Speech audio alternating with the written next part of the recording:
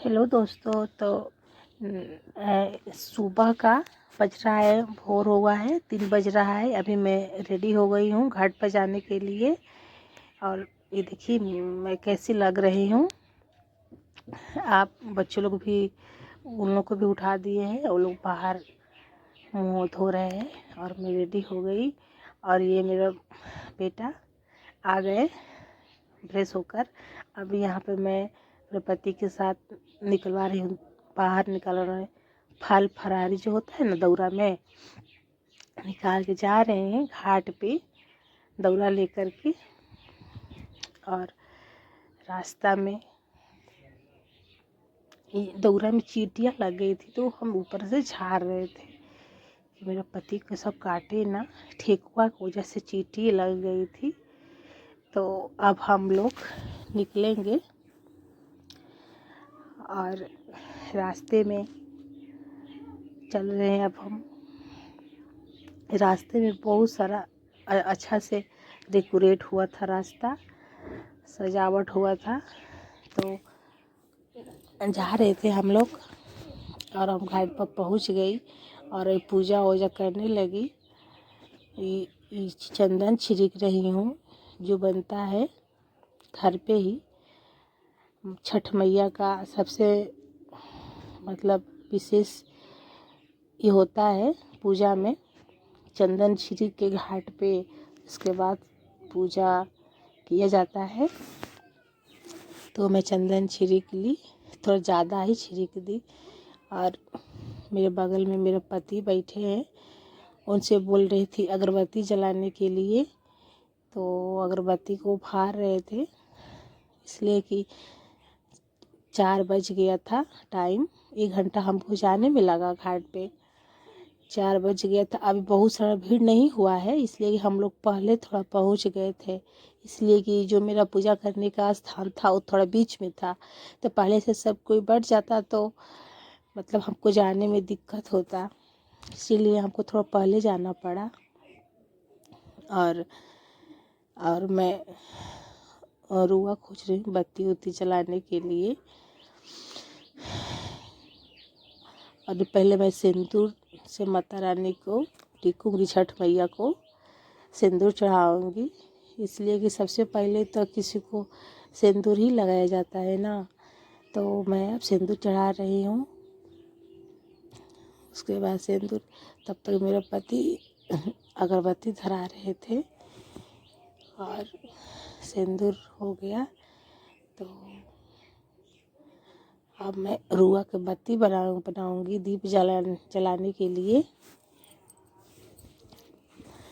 थोड़ा व्रत रहने से थोड़ा मेरा गला खराश टाइप का हो गया है, ऐसे कि 3 दिन व्रत हो गया। लौवा भात का दिन पूरा दिन भूखे, और उसके बाद से खरना के दिन, इसके बाद छठ तीसरा दिन है। पूरा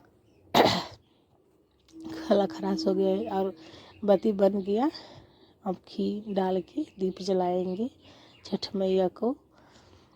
और मैं बहुत श्रद्धा और नेह से और बहुत मन लगा के पूजा की माता रानी का, कि हे छठ मैया, हमको और हमसे जो भी जुड़े हैं, जो नहीं भी जुड़े हैं, जो हमको नहीं भी पसंद करते हैं, आप सबको खुशहाल रखिए और खुश रखिए। और मैं माता रानी को दुआ कर रही थी, तब तक मेरे पति अगरबत्ती जलाकर, पूरा ज़्यादा अगरबत्ती जलाए हैं, अगरबत्ती जला के हमको देने के लिए बैठे हैं कि अगरबत्ती। तो हम बोले कि तब तक आप खड़ा होकर के ही पूजा कर लीजिए सूर्य देव को निकलने से पहले। तो कर लिए और छठ मैया को भी पूजा कर रहे थे, तब हम ले लिए, हमको भी दिए पूजा करने को। और अब मैं अगरबत्ती को लगा देती हूँ छठ मैया के स्थान पे। और तब से मेरे पति पियरी धोती नहीं पहने हैं, लेकिन टी शर्ट और गमछा पीला पीला लिए हैं। और मैं दीप जला रही थी, दीप जलाई और छठ मैया को दीप समर्पित की और सब कोई धीरे धीरे आ रहा है। देखिए दोस्तों कितना अंधेरा है।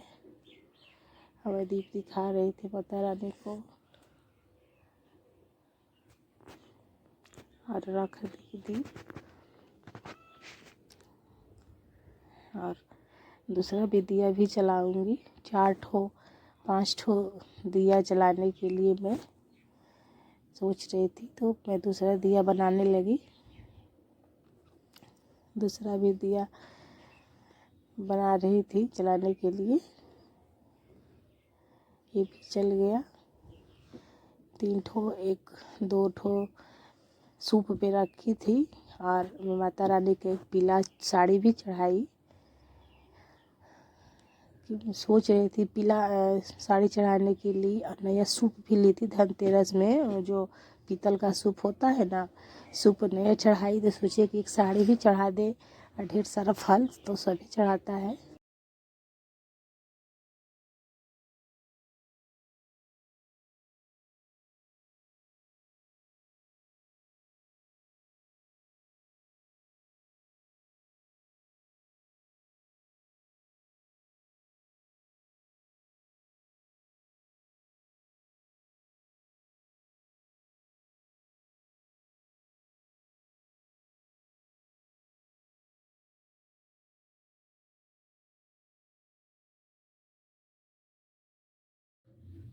दोस्तों तो अब हम जा रहे थे पानी में अर्घ लेने सूर्य देव की। तो पानी में हम लोग पहुँच गए। अब मेरे पति ज़्यादा पानी में घुसे हैं और मैं पूर्व दिशा के तरफ हो करके अर्घ ले रही थी। मेरे पति अर्घ दिलवा रहे थे। तब तक 2-3 आदमी और अर्घ दिलवाने लगे, इसलिए वो लोग व्रत नहीं किए थे तो फल पाने का अधिकार तो सबका है। तो मैं सबसे अर्घ ले ली। देखिए 2-3 आदमी दिलवा रहे थे तो ले लिया अर्घ हम। और दूध से अर्घ हो गया। अब गंगा जल से लेना है और मेरा अर्घ यहीं समाप्त होता है। और मेरा व्रत भी दोस्तों बहुत अच्छा से समाप्त हुआ। और अब हम अपने पति को सूप देंगे, इसलिए हमसे तो होगा नहीं, आएगा नहीं, बहुत भीड़ था, सब गिर जाता, हम भी गिर जाते, इसलिए मैं पति को अपना दे दी। देख रहे हैं आप लोग कितना भीड़ है। सब कोई अपने सर के ऊपर से सूप लेकर आ रहे थे और थोड़ा गंगा जल छिड़क लिए सबके पति के ऊपर, अपने ऊपर भी। और मेरा अर्घ पूजा हो गया और मैं चल रही हूँ अपने स्थान की तरफ। और मेरा वीडियो अच्छा लगा तो आप लोग सब्सक्राइब कर दीजिएगा दोस्तों और सपोर्ट कीजिए।